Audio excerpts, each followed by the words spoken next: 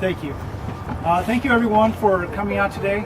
First I'd like to thank the captain, Chief Zachow, Chief Ingro, Perisher Patterson, and Perisher Camara for making this event possible.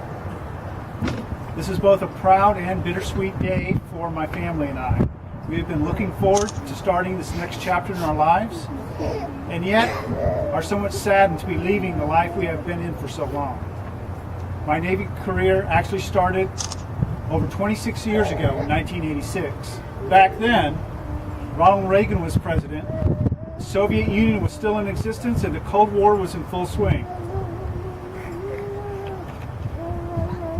Halley's Comet reached its closest point to Earth during its second visit to the solar system in the 20th century. The United Kingdom and France announced plans to construct the Channel Tunnel, which, as you know, is done now. Space Shuttle Challenger disintegrated after launch, killing all on board. In geek news, IBM unveiled the PC Convertible, their first laptop computer, which utilized a CPU at 4.77 megahertz, had 256 kilobytes of RAM, but was expandable to 640 kilobytes, had dual 720 kilobyte 3.5-inch floppy drives, and a monochrome CGA compatible LCD screen for only $2,000. Also, the Internet Mail Access Protocol was defined, marking the beginning of email. We've come a long way. The average cost of a new house was $89,000. Average income per year was $22,000. The average price for a new car, $9,000, and gas, 89 cents a gallon. So there I was, having worked my way up to second assistant manager after 4 years at McDonald's, working 80-plus hours a week and making only $16,000 a year with 2 children and one on the way. I did notice that people who had prior military service were being hired right into management positions. Also, with barely a high school education and no real prospect of continuing my education or other technical training, it seemed like I was doomed to flip burgers. My lovely wife Terry, after being tired of me being gone for all the time, suggested I look at making a change and talking to a recruiter about joining the military. Now, being an Air Force brat, she naturally assumed I would talk to an Air Force recruiter. I, however, was more interested in the Navy, and she luckily agreed. In August, after talking to a recruiter in San Antonio about various jobs, I decided to volunteer for submarines and go with FTG, Fire Control Technician Guns. I figured I would get some good training, and, most importantly, it paid the most. However, the catch was that I would have to wait till January before I could go to boot camp. So, I swore into the delayed entry program and waited. On January 27th, 1987, I shipped off to boot camp in Great Lakes, Illinois. Being from Texas, I had no idea how cold it was going to be. There were several days where we were required to wear almost everything in our sea bag at the same time just to go to the galley. After graduating from boot camp, I went to Basic Enlisted Submarine School, FTG A and C schools, and quickly advanced from Seaman Recruit, E1, to Second Class Petty Officer, E5. So far, so good. Since then, I've been all over the world. Scotland, England, Norway, France, Greece, Italy, Spain, Dubai, Bahrain, Puerto Rico, St. Croix, Japan, Guam, and the North Pole.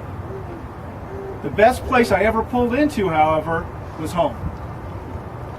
The most important thing I learned through all my travels was that the United States is absolutely the greatest country on earth. I traveled the world on 4 great fast-attack submarines: USS Elgin Rivers, where I earned my Dolphins, USS Toledo, USS Memphis, and finally USS Pittsburgh, 720. Go up.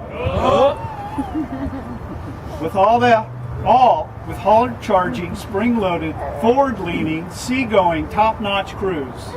I couldn't be lucky to have served with all of you. You have been a big part of making me who I am today, and we're my family away from home. And we sure spend a lot of time away from home. I'm proud to call you my brothers. For those of you who never served on a submarine, this passage, which is frequently read at dolphin pinning ceremonies, describes us well. The submariner. Only a submariner realizes to what great extent an entire ship depends on him as an individual. It is a difficult concept to convey, one that few landsmen comprehend. A submarine at sea is a different world within herself. In consideration of the protracted and distant operations of submarines, the Navy must place absolute responsibility and trust in the hands of those who take such ships to sea. They are on their own, and survival depends on their own ingenuity and abilities. In each submarine, there are men who, in the hour of emergency or peril at sea, can turn to each other.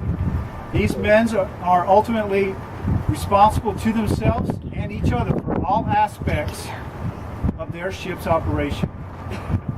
They are the crew, they are the ship, they are shipmates.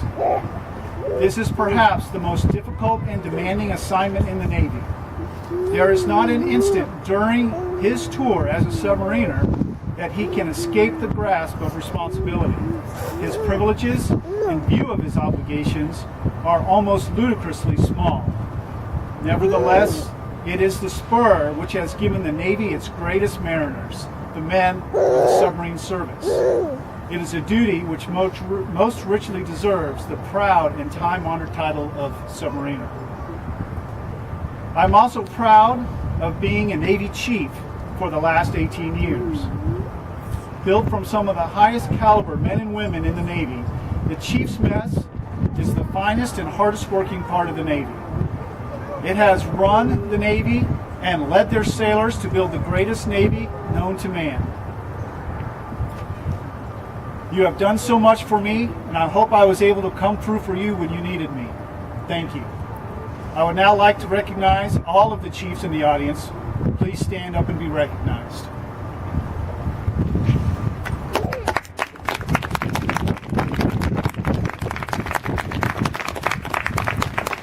Thanks, guys. I have also served with some of the finest officers this nation has to offer, some of whom are here today. Many of them rose through the ranks and are now admirals, and I'm positive there are future admirals among us now. I have learned a lot from you and hope I was able to provide you with the guidance and recommendations you needed to lead and fight wherever our nation requires. However, that's only half the story, because I could not have accomplished all that I did without the support of my wife and family. I've been married to Terry for over 31 years. I could not have asked for a better partner in my life. She has been the perfect Navy wife for the last quarter century. While I was at sea, she was essentially a single mom of 5 children. She has handled far more things on a daily basis than I'll ever know. She has taken care of major problems that always seemed to wait until I was at sea to come up, like Hurricane Hugo when we were stationed in Charleston, replacing the engine in the car, replacing the pump well, the death of her parents, and many more things, most of which happened while I was on deployment. She never asked for me to come home. She always understood the importance of our mission to the nation. She has been more supportive of me than I probably deserved. I am truly blessed. Now we can spend every day together, and I couldn't be happier. I love you, honey. My children, Melissa, Amanda, David, Caitlin, and Dylan, I know I was gone for large parts of your life growing up, and I really missed you all. I could not be more proud of each of you. I am so glad and really looking forward to spending more time with you and your families. So today marks the end of my journey in the Navy. Mission accomplished. I have achieved more than I ever thought I would 26 years ago. I am beaming with pride and sad to leave, but ready to face, together with my family at my side, any challenges and opportunities my new life has to offer. Thanks for coming out today, and please join me after the ceremony for some submarine sandwiches, cake, and some freshly brewed Scottish beer, courtesy of Matt Moore.